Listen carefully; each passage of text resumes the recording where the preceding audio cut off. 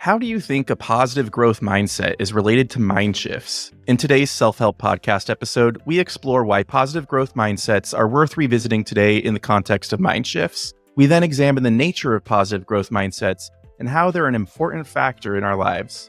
Lastly, we share insights we have compiled on how to effectively handle the difficulties that we all may encounter when adopting a positive growth mindset. Welcome to Surviving Humanity, a self-help podcast where we shift your perspective to help you overcome the obstacles in your life. We are Wesley Jackson and Andrew Gilley, and we hope to foster a sense of connection and community over our common struggles while providing you with the tools to overcome them. As always, our Facebook, subreddit, and Twitter are the best places to go for community, connection, and support. Links to these are in the show notes. Let's get started. So, Andrew, what exactly would you say a positive growth mindset is? All right. Well, the terms growth and fixed mindset were coined by a researcher named Carol S. Dweck, who was talking about the ways in which we can position our minds to capture our potential and learn and grow. I really like the intro of the book where she lays this out. So she got some students together, some toddlers basically, and gave them some challenging puzzles. And the point wasn't whether the toddlers solved the puzzle, but to notice the different reactions in them. And, some kids got frustrated, almost immediately. Some got a little longer. And then some weirdly seemed to enjoy the frustration. One kid threw his hands up and said, "I love a challenge." And one kid went, "I was hoping this would be informative," when they couldn't figure it out. And that's a really interesting response to that. It does seem to suggest that there is a little bit of that in some of us. So a fixed growth mindset is when you believe you have all the potential you're ever going to have, that you have limits that are in you from being a certain kind of person, and that there's a limited amount of potential that you, or anyone else for that matter, can reach. A growth mindset, or a positive growth mindset, is just what it sounds like, believing in one's capacity to grow and change. And it sounds really simple, but it's a lot more complicated when we get to the actual psychology of it and the reasons that this helps so much. So fixed mindsets, in summary, operate from a perspective of limitation, where we put ourselves in boxes. And a positive growth mindset is breaking through those limitations. It rejects those limitations, and our capacity to learn itself can grow, and our abilities can grow, and our growth itself is what has potential. Yeah, unlimited potential. What you just talked about really made me think about scarcity versus abundance mindset as well. Yeah. It sounds just like that. I'll just echo what you said pretty much. The growth mindset is an approach to personal development that champions the belief that our abilities and intelligence, like you said, can be developed over time. But this is only if we, commit and dedicate ourselves to it and realize that this is not necessarily easy work. It's hard a lot of the times, very hard. Yeah. But what we get out of it is a supreme amount of resilience, I would say, at the end of the day. For sure. Yeah. It's really interesting to try to approach that from a different perspective because it's really difficult at first. I can't remember who said this, but success is a lagging indicator of your habits. So by adapting that mindset, that's when you start to see new things happen down the line. That's a really good quote. We got to look up who said that. Yeah, I got to give proper credit for that one. So why are we talking about this now? Why is it relevant today? So I would say, in this era of extremely fast-paced technological changes, economic uncertainties, global crises, et cetera, we all know what's going on. Yeah. We all need this ability to adapt and grow. And the best way to do that is through adopting a growth mindset, or rather, I would say cultivating one. So, in particular, we've all seen the pandemic's far-reaching effects, which we've already mentioned on our previous conversation episode from last month. And this has really kind of shown a spotlight on the necessity for personal and professional adaptability in the face of uncertainty or the unknown. And this can be seen when we had to restructure our entire work and education norms in a very short period of time. And we did not do it very well. And because I would say most of us do not have that growth mindset that is capable of rolling with those proverbial punches. I'll just cite something really quick from the World Economic Forum, of all places. In the Future of Jobs report, they said that complex problem solving, critical thinking, and creativity are the three most important skills for the workforce of 2020s and beyond. And these are skills that can be particularly cultivated with a growth mindset. Yeah. What do you think? Definitely. Why is it relevant today? Well, Because of all of the things you were listing there, because of the different issues and crises that we've been facing, a lot of us kind of feel stuck. And this is true, and it was true for a lot of people, true for me even before that. A lot of people, particularly if you have like some kind of mental disorder or neurodivergence, you can think, all right, this is it for me. This is my whole life now. I'm never getting any better. And it's a really appealing feeling, especially if you're really mentally ill, because it lets you stew in something you're familiar with. It's a very tempting thing. But you see this in less dramatic ways. You'll see, oh, I'm not a runner. Oh, I'm not a reader. People think too little of themselves a lot of the time. They don't think they can become things. You hear this a lot with hobbies and stuff, excuses for why people don't start them. It's fine if you don't want to start running or anything, but don't do it because you're not a runner. Do it because you don't want to become one. Because you could if you wanted. That's barring such a good any line. Barring any kind of, thing that really prevents you from doing that, a physical limitation of some kind, you have the ability to become whatever you want to become within reason. You can't become a spaceship. Well, keep dreaming, I suppose. But you have the ability to become that. You have the ability to transform yourself. And I think that's really relevant because a lot of people just feel slotted into their lot in life. And it's like, you can develop more. You can have more. Yeah, I really like that. So let's talk about these mindsets. Why are these important to our lives? How are they shaping us? So a growth mindset is critical to our lives because it serves as the foundation for learning, growth, and change. It shapes our understanding of ourselves, our abilities, what we're capable of, and how we interact with the world around us, or AKA our behaviors. And it's really important to note here that our perceptions of our abilities or our belief in our abilities can directly affect our mental health and overall well-being. And so by adopting a growth mindset, we can actually cultivate this sense of self-efficacy or resilience, self-reliance. And this promotes a sense of hope for the future, which is really important to have for a lot of us. Otherwise, everything seems hopeless and pointless. Kind of like what you were saying, if you're very mentally ill, a lot of times you end up giving up and just stewing in it and staying in that comfort zone, like you said, which is sad to watch and even obviously more sad to experience yourself, speaking from experience for both of us. Yeah. And so something that's really interesting here is that research from psychologist Dr. Kristen Neff shows that cultivating self-compassion in particular, which is strongly tied to a growth mindset, can lead to reduced anxiety and depression. And so what would you say about that in terms of why you think it's important to our lives, Andrew? Yeah, aside from the emotional benefits, which are many, there's also just, in general, a growth mindset helps you learn how to learn. And that's a skill that's useful in literally every aspect of your life. Because no matter what you're doing, you can get better at it. You can cultivate your skills toward it. And understanding, how to identify mistakes, how to not beat yourself up too much about them, how to incorporate them, grow, and learn from them. That's useful whether you're like playing a video game or socializing or at work, working on, let's say, computer programming. Literally any aspect of your life can be improved by this learning how to learn mindset, by this desire to improve. So fixed growth mindset just becomes a barrier then. We want to expand ourselves. We don't want to close off our capacities. We want to expand them and share them with the world. And I think that's what this mindset really helps us do. That's what growth mindset helps us do. I want to name drop a course here for anyone that's kind of new to this concept or wants to start somewhere really strong. Andrew's mentioned learning how to learn. There's actually a course called that by Dr. Barbara Oakley on Coursera, which we'll link in the show notes. I actually haven't seen that, so I've done it myself. I really like it.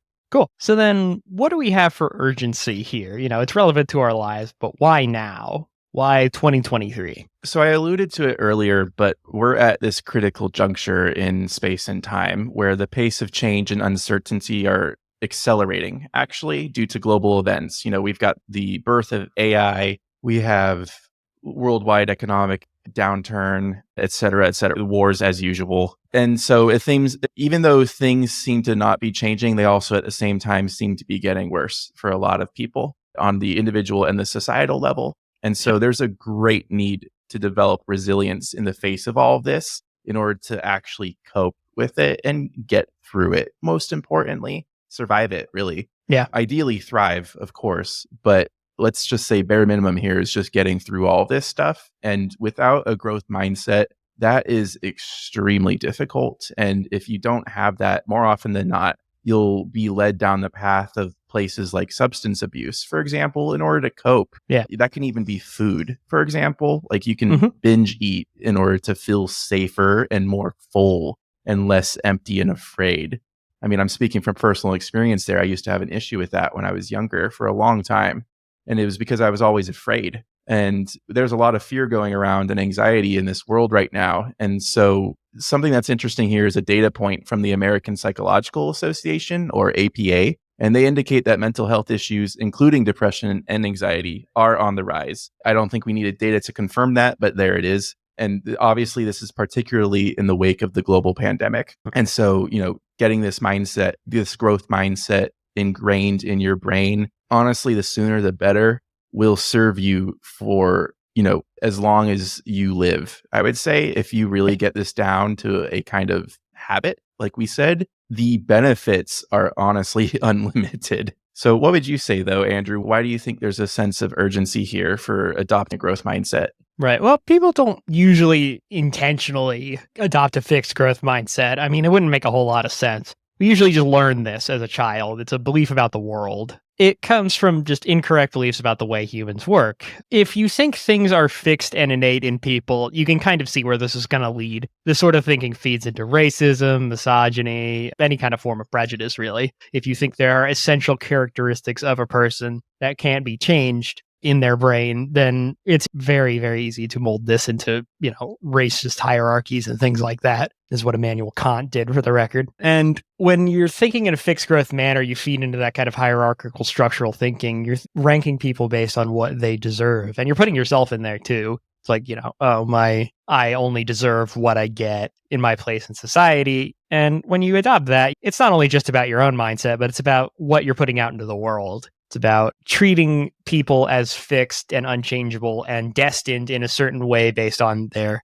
upbringing or class status or any sort of status. And it's really limiting to everyone, really, when we put this mindset out there, because it keeps everything in place. And we don't want things to be in place. We've been in place for a while. It's not working that well. You can kind of see the cracks really showed during the pandemic. You can see that the kind of model we have isn't sustainable there. So when we adopt a positive growth mindset, we avoid the traps of binary thinking, black and white thoughts about our fellow human beings. It not only helps us, but it helps us put better things out into the world too. Yeah, something that you just reminded me of in terms of what you were just saying is a quote from Viktor Frankl. And I think I pronounced that right. Right, Andrew? Yeah. Okay, yes. Cool. So the quote goes, "When we are no longer able to change a situation, we're challenged to change ourselves." What do you think about that?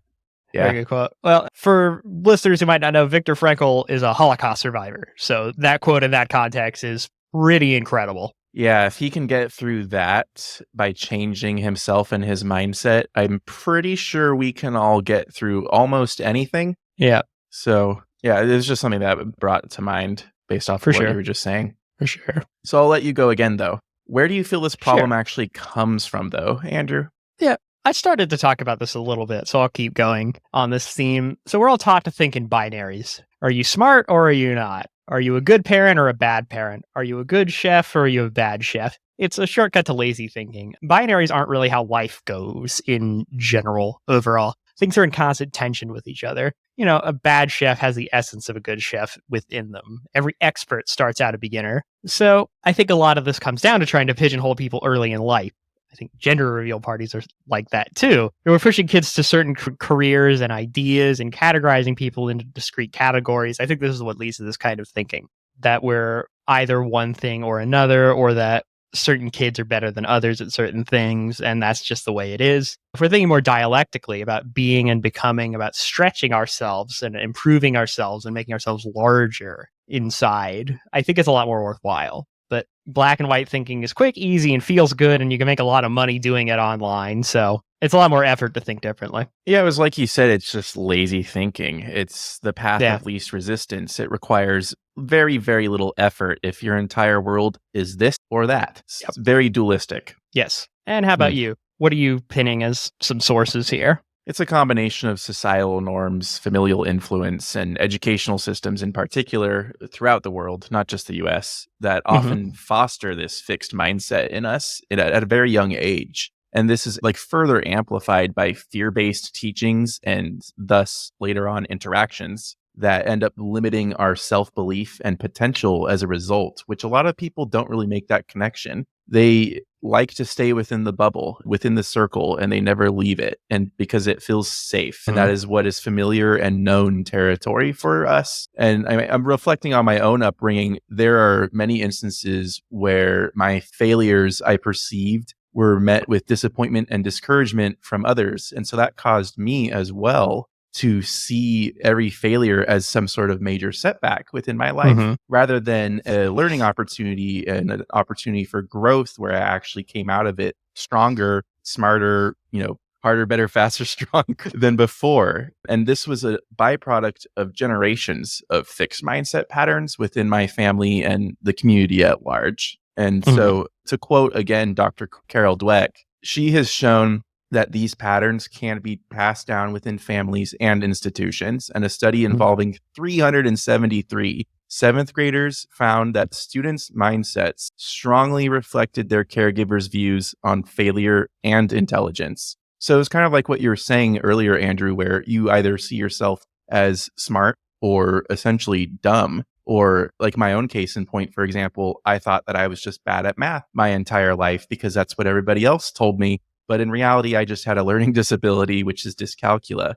Go figure. So it's just really interesting to see how much what other people tell us at a young age really affects the way that we see ourselves. Yeah, absolutely. It's a lot about self-perception. I do think that's an important point to zone in on there because it's really about, it's about self-compassion and self-love to be able to believe that you have that kind of potential too. So that ties in as well. You're totally right there because this self-compassion and self-love, what it really requires at the foundation is acceptance of your failures, right? Yep. None of us are perfect. You and I have both talked about our perfectionist streaks throughout our lives. And a perfectionist mindset is actually a narrow mindset. Funnily enough, you think that you're doing everything that you possibly can in order to make something so perfect. But in reality, you're actually pigeonholing yourself, like you said. Yeah.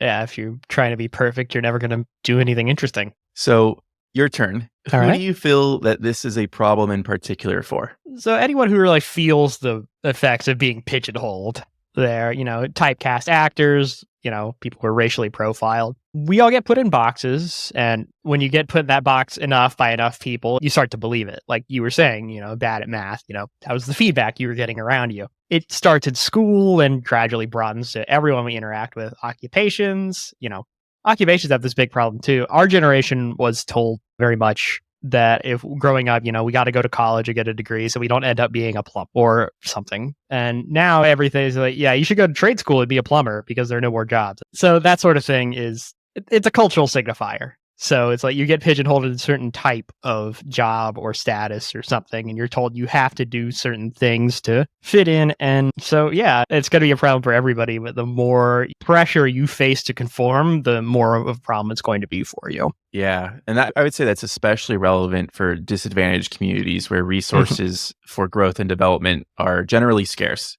Yeah. And we kind of touched on it already, and we touch on it a lot within this podcast. But this is also yet another concept or subject or area that deeply affects people who have experienced trauma in particular, or who are dealing with mental health issues, like we said, because they struggle the most often to perceive their potential in particular for growth and healing. Absolutely. Yeah. This also ties back to the abundance versus scarcity mindset. The two are linked, but not the same thing. Abundance mindset is about, believing that you have, an abundance of potential and things and that you're going to be able to work it out. And scarcity, operates from a position of trying to get everything you can. And that's a natural and frankly correct way to live if you're really that poor. But the trouble is when you can't shake that, when that fear is still inside you. Anecdotally speaking, a lot of older relatives growing up that went through the Depression were like this. And so it's often more difficult for the people who really need it to adopt a positive growth mindset because of their situation. And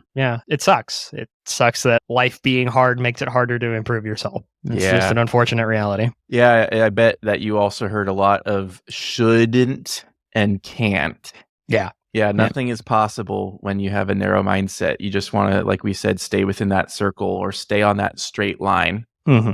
Yeah, you have to learn to do the impossible, or what seems impossible, I suppose. Yeah, and it can seem so scary. What Mhm. would you say, like, what's the first step that someone can really take here to overcome that, do you think? To overcome that fear, Mhm. jumping in. Yeah. Well, breaking free from that's pretty difficult, and you can't really do everything all at once. I guess just a first step is to try something you're not good at. It doesn't matter. Like literally, this example is just to break out of kind of that limitation. If you're not a reader, sit down and try to read for 5 minutes. It doesn't even matter if you don't do it. Just showing up is the most valuable thing to do. If you show up and you try what you're not good at, just starting that process, you'll start to kind of shake off the rust. You'll start moving the mountain. You'll break that inertia a little bit. And that's enough to get started because you can see you do something that you didn't believe you had the capability to do. And the trap is that it's going to suck. It's going to probably be difficult if you haven't, read a book for pleasure in 10 years to pick up and start reading. It's a little difficult for me, and I've been doing it constantly, but the internet exists, and that's always very distracting. But it's just about breaking through that initial trepidation, because once you shift your mind from the goal being to finish a book to just reading, just sitting down and reading and improving, once the goal becomes the improvement and the act itself rather than a goal at the end, that's when you've adopted growth mindset. And that's the good way to start moving forward. And the only way to do it is to try. I really like that reframe there.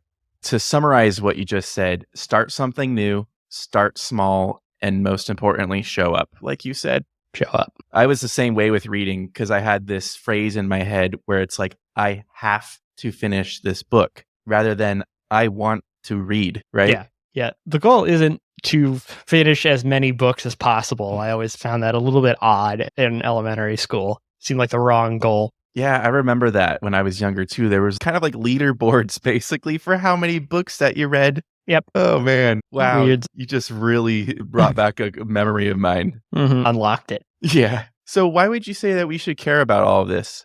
Well, we all set limits on ourselves, personally, and our whole society set limits. Personally, we limit our potentials to just what we can think of ourselves. But by embracing a growth mindset, we open ourselves up to the possibility of continuing to learn, develop, and transform. A lot of people kind of think they're done changing after a certain point in their lives, and that doesn't have to be true. It can be if you let it, which you don't want it to be. But a growth mindset lets us see that we can challenge our fixed beliefs about our abilities, and we can break free of the self-imposed limitations and work for, our own personal development. And societally, when we look in general, a fixed mindset perpetuates inequality and hinders progress, just in general of, like where we've got a lot of people pegged into certain roles that would probably be really good in other ones. Can't remember who said this, but, probably the greatest scientist who ever lived died working in a rice field somewhere without ever knowing that he had that potential, or she or they. It's just not everybody gets a fair shake. So when we break free from those kind of confines and we recognize that fact and we reject those notions and embrace the potential for growth and change, not just for us, but for every human being in the planet, then that shift in mindset really helps pave the way for a new kind of society, one where people are nurtured and are encouraged to grow instead of being a cog in a machine. So I think it's important to adopt for that reason, to kind of shift our mind in order to shift our communities. It's about fostering a collective mindset that leads to positive social change. Yes. Yeah, it's all about the scale here, right? We should care because a fixed mindset can limit individual potential. But when you scale that up, it hampers societal progress as a whole. Yep.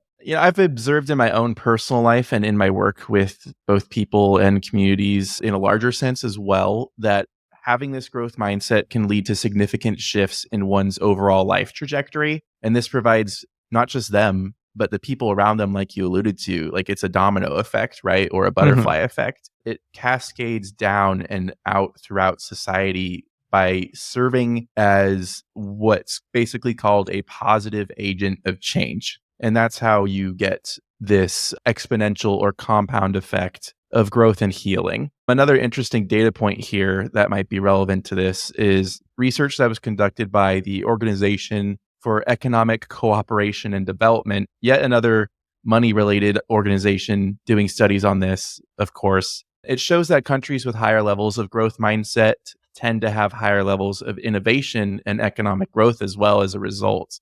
Not that the economic growth is so much important to me personally, but the higher levels of innovation is definitely kind of an indicator to me. Like we alluded to already, the growth mindset makes the impossible possible. And so here's an interesting quote from Nelson Mandela. And he said that education is the most powerful weapon which you can use to change the world. And so a fundamental part of that is fostering a growth mindset. Absolutely. But how would you say that this all ties back to the larger topic of mind shifts at hand, Andrew? I think breaking out of a fixed growth mindset is one of the first real big shifts you have to do, because if you're stuck in the role society's given you, you're not going to try very hard to get better. You might not even recognize that you can.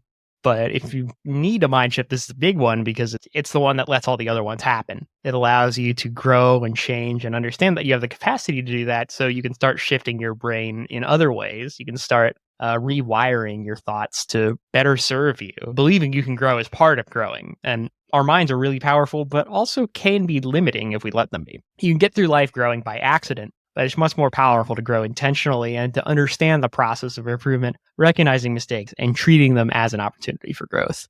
Yeah, it allows us to make that mind shift from viewing challenges as opportunities.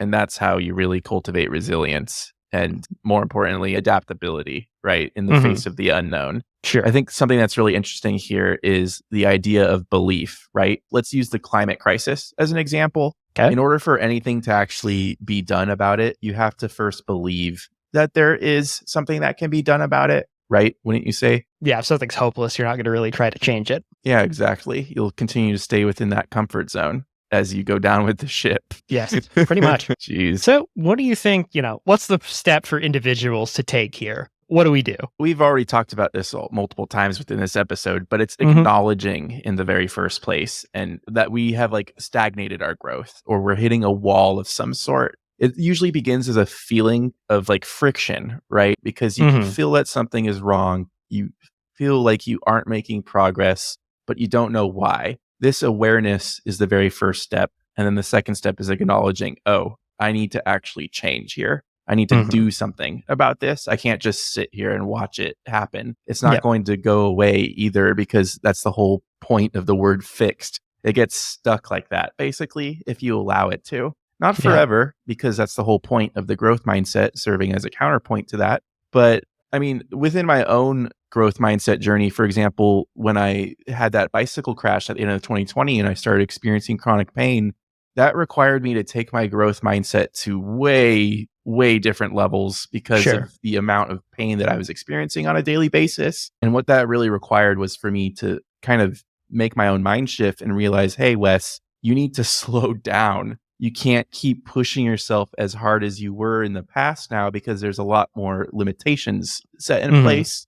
And this was not an easy, nor was it an overnight shift. It took a gradual process of challenging my perceptions of myself in particular, and then recultivating that resilience as a result. Here's something interesting from our very own backyard in San Diego. Schools like High Tech High, for example, have integrated growth mindset principles into their very curriculum, which is really cool. And this demonstrates that it is something that can be learned and nurtured in a formal, methodical way. This is not some big question mark that has to remain as a challenge in your head, causing anxiety in the back of your mind. This is something that can be done, and it can be done through a process, most importantly, which honestly takes away a lot of that fear. Because like you said already, you just have to take that first step.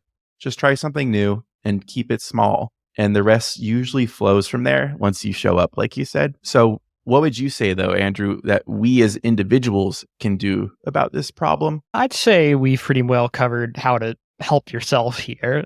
So I'll just say, be encouraging to people around you to help encourage it and encourage this mindset in others. Talk like you believe in the fixed growth mindset, even if you don't. A fake it till you make it sort of thing. But beyond any kind of fake it till you make it, it's just nice to believe in people. It's nice to try to bolster people around you. And if you do it to other people, it'll start to apply to you too. You'll start to feel that it applies to you a little bit too.